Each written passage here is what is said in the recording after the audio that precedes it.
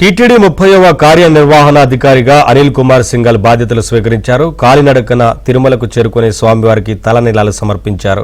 కుటుంబ సభ్యులతో కలిసి శ్రీవారి ఆలయానికి చేరుకుని బంగారు వాకిలిలోని గరుడాల్వార్ సన్నిధిలో టీటీడీ ఈవోగా బాధ్యతలు స్వీకరించారు. వకుళమాతాదేవిని దర్శించుకుని మొక్కులు చెల్లించుకుని రంగనాయకుల మండపానికి చేరుకోగా వేద పండితులు వేద ఆశీర్వచనం పలికారు.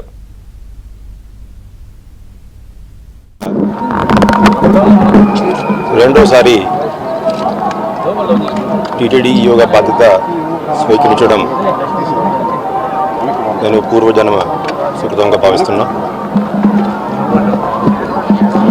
గౌరవనీయులు ముఖ్యమంత్రి గారు కూడా ఈ సందర్భంగా